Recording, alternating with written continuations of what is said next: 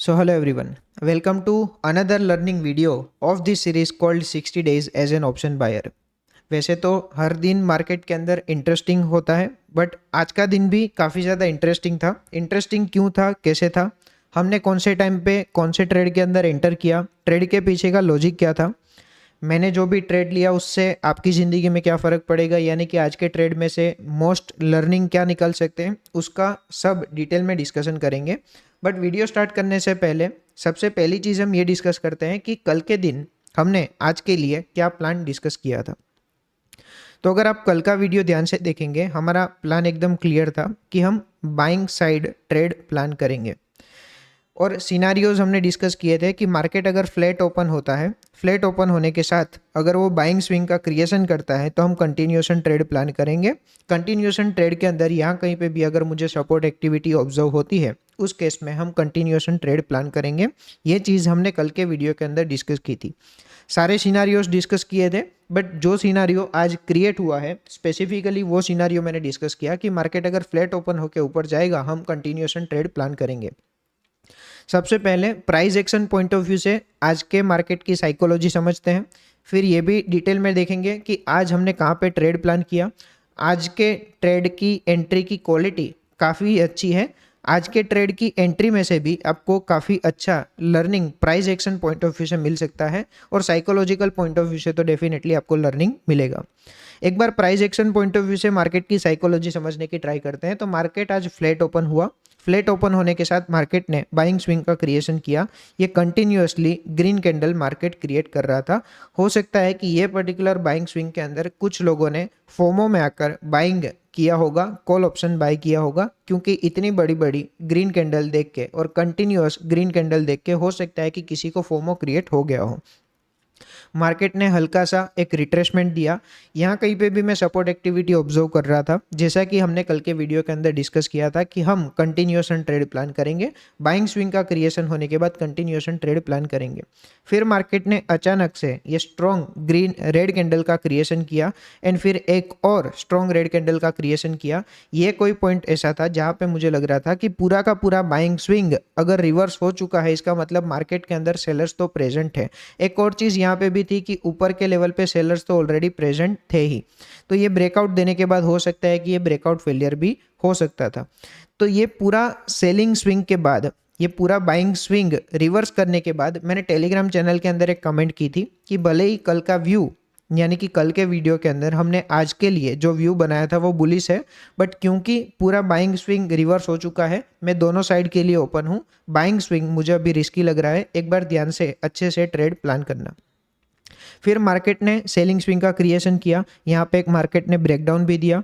Breakdown देने के बाद यहाँ पे मार्केट ने एक सपोर्ट एक्टिविटी शो की। यहाँ पे मुझे थोड़ा सा कन्विक्शन आ रहा था कि बुलिश ट्रेड के अंदर एंटर कर सकते हैं, बट इतनी बड़ी बड़ी कैंडल को देख के कॉन्फिडेंस थोड़ा सा लूज भी हो रहा था। ऊपर से यहाँ पे बायर्स प्रेजेंट थे, तो बायर्स की थोड़ी एक्टिविटी तो ऑब्जर्व होनी ज़रूरी थी और ऑब्वियस भी थी। तो अगर मैंने यहाँ पे बुलिश ट्रेड के अंदर एंटर किया होता है तो ऑब्वियसली मेरा स्टॉप लॉस हिट हो जाता, क्योंकि मैं स्टॉप लॉस सिस्टम के अंदर रखता हूँ। अगर आप कॉल ऑप्शन का चार्ट देखेंगे तो ये पर्टिकुलर कैंडल ने ये स्टॉप लॉस को हिट कर दिया था। तो ये पॉइंट और ये जोन ऐसा था जहाँ पे मेरा व्यू मिक्स्ड था। मिक्स क्यों था? क्योंकि यहाँ पे बाइंग स्विंग का भी क्रिएशन था, यानी कि बायर्स भी प्रेजेंट है, और दूसरा यहाँ पे एक छोटा सा रिस्क ये था कि ये बाइंग स्विंग पूरा का पूरा रिवर्स हो चुका है। तो यहाँ पे मैं सेलिंग ट्रेड भी प्लान नहीं कर सकता था क्योंकि यहाँ पे बायर्स प्रेजेंट है। यहाँ पे मैं बाइंग स्विंग ही प्लान नहीं कर सकता था क्योंकि पूरा बाइंग स्विंग रिवर्स हो चुका था। मैं बायर्स था कि अगर मुझे सेलिंग ट्रेड मिल जाए, बट इतने लोअर लेवल पे मैं सेलिंग ट्रेड प्लान नहीं कर सकता था। लकीली मार्केट ने एक बाइंग स्विंग का क्रिएशन किया और ये पॉइंट ऐसा था जहाँ पे मुझे लगा कि हम सेलिंग ट्रेड प्लान कर सकते हैं, क्योंकि ये पूरा बाइंग स्विंग रिवर्स हो चुका है। ये मार्केट ने रिट्रेसमेंट दिया है, यहाँ कहीं पे भी सेलिंग ट्रेड हम प्लान कर सकते हैं।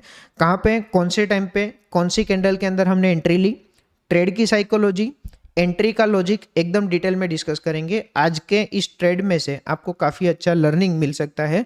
हो सकता है कि आज का ट्रेड देख के थोड़ा सा शौक भी लगे, क्योंकि एंट्री की एक्यूरेसी काफ़ी अच्छी थी। एक बार वीडियो को ध्यान से देखते हैं। तो आप ये देखो, मार्केट ने सेलिंग स्विंग का क्रिएशन किया। एंट्री का टाइम क्या है? 13:03, यानी कि 1:03। मार्केट ने सेलिंग स्विंग का क्रिएशन किया, ये स्ट्रॉन्ग बुलिश कैंडल क्रिएट हो रही थी और यही कैंडल के अंदर हमारी एंट्री थी। तो मैं आपको हर वीडियो के अंदर बताता हूँ कि मेरे ट्रेड के लिए मुझे दो कंडीशन चाहिए। कंडीशन नंबर 1, मेरा ट्रेड कंफर्म होना चाहिए। तो ये 3 कैंडल क्रिएट होने के बाद या तो ये 2 कैंडल क्रिएट होने के बाद मेरा ट्रेड कंफर्म हो गया था। बट मैं ये रनिंग कैंडल के अंदर एंट्री लेता या तो ये कैंडल के अंदर अगर मैं एंट्री लेता तो मुझे जितना चाहिए उतना स्टॉप लॉस नहीं मिलता टू कैप्चर 1:3। 1:3 कैप्चर करने के लिए जो स्मॉल स्टॉप लॉस की रिक्वायरमेंट होती है, हो सकता है कि मुझे वो स्मॉल स्टॉप लॉस नहीं मिलता। इसलिए मेरा ट्रेड कंफर्म होने के बाद भी मैं हल्के से रिट्रेसमेंट का वेट करता हूं ताकि मुझे डिजायर्ड स्मॉल स्टॉप लॉस मिल सके। तो हमने 975 क्वांटिटी परचेस की है, 24,650 का पुट ऑप्शन लिया है। जैसा कि आप सबको पता है, मैं वही ट्रेड प्लान करता हूं जिसके अंदर मुझे रिस्क रिवॉर्ड रेशियो 1:3 या तो उससे ज़्यादा का मिल सके। आज के ट्रेड की एंट्री की एक्यूरेसी आप एक बार देखना। तो 91.20 हमारी बाइंग प्राइस है। सिस्टम के अंदर स्टॉप लॉस ऑर्डर कितने का लाइव है? 89.20, यानी कि सिर्फ 2 पॉइंट का स्टॉप लॉस ऑर्डर प्लान्ड है। ऐसा क्यों हुआ, मैंने कैसे लिया, कौन से केस के अंदर मैं ये चीज़ करता हूँ, वो कभी डिटेल में कोई और वीडियो में डिस्कस करेंगे। बट एक बार यहाँ पे एंट्री की साइकोलॉजी एक बार समझो। ज़ेरोदा के अंदर आप कैंडल का लो देखेंगे, जो कैंडल चल रही है, एक सेकेंड मैं वीडियो को प्ले करता हूँ। यहाँ पे कैंडल का लो देखो, कैंडल का लो 93.65 है और हमारी एंट्री कितने पे हो चुकी है? हमारी एंट्री 91.20 पे हो चुकी है। यानी कि एंट्री होने के बाद ज़ेरोदा के टर्मिनल के अंदर वो एंट्री प्राइस भी नहीं दिखा रहा। अब यहाँ पे आप एंजल 1 देखेंगे तो मैं एंजल 1 में भी साथ साथ में ऑप्शन का प्राइस ऑब्जर्व करता हूँ। एंजल 1 के अंदर वो पर्टिकुलर प्राइस पे ट्रेड हो चुका था और एंजल 1 के अंदर वो लो दिखा रहा था। बट ज़ेरोदा के अंदर वो लो ही नहीं दिखाया, जो प्राइस पे हमारी एंट्री हुई वो प्राइस ऑप्शन चार्ट के अंदर दिख ही नहीं रहा है। मतलब एंट्री की एक्यूरेसी मेरे हिसाब से इसकी क्वालिटी अच्छी होगी। तो 2 पॉइंट का स्टॉप लॉस ऑर्डर सिस्टम के अंदर लाइव है। मैंने चार्ट को रिफ्रेश करके भी देखा कि भाई हमारी एंट्री हो चुकी है बट चार्ट के अंदर वो लो मार्क क्यों नहीं हो रहा। मतलब ये प्राइस पे क्वांटिटीज ट्रेड हुई है, हमने बाई की है तो किसी ने सेल की है, बट ऑप्शन के अंदर वो एंट्री नहीं दिखा रहा था। एक बार देखते हैं, ऑप्शन चार्ट भी मैंने रिफ्रेश किया था। देखो ऑप्शन चार्ट के अंदर ये कैंडल का लो कितना है।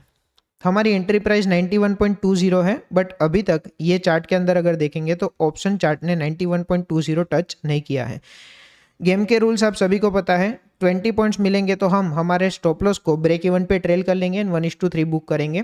आज के इस ट्रेड में सिर्फ रिस्क 2 पॉइंट का था, उसके सामने हमने कितने पॉइंट्स बुक किए वो देखेंगे तो रिस्क रिवॉर्ड रेशियो काफ़ी अट्रैक्टिव था। मोर देन 1:15 रिस्क रिवॉर्ड था, मोर देन नहीं, एग्जैक्ट 1:15 रिस्क रिवॉर्ड था। 2 पॉइंट के सामने हमने 30 पॉइंट्स बुक किए थे।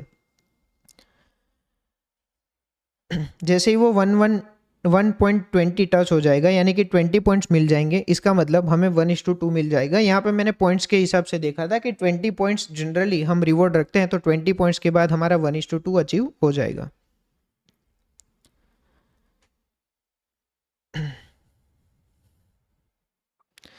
ठीक है, तो ट्रेड ने 111.20 टच कर दिया है, यानी कि 20 पॉइंट्स हमें मिल चुके हैं। हमने रिस्क लिया था उससे 10 गुना मिल रहा है। अभी सिर्फ टारगेट अचीव होने में सिर्फ 1 मिनट पेंडिंग है। एक बार क्विकली देख लेते हैं, फिर आज का लर्निंग एक बार हम डिस्कस करेंगे। कुछ सेकंड्स पेंडिंग है एंड फाइनली हमारा टारगेट बुक हो चुका है। मैं थोड़ा सा वीडियो को बैक करके वापस प्ले करता हूँ। 3 2 एंड 1 हो गया। चलो ठीक है, एक बार मैं ऑर्डर बुक में जाके आपको दिखा देता हूँ। ये ऑर्डर बुक है। ऑर्डर बुक के अंदर 1303 पे हमने 91.20 पे ऑप्शन बाई किया था। चलो एक काम करते हैं, अभी इसके चार्ट को एक बार ऑब्जर्व करते हैं कि क्या अभी उसका लो क्या है। 24,650 का पुट ऑप्शन,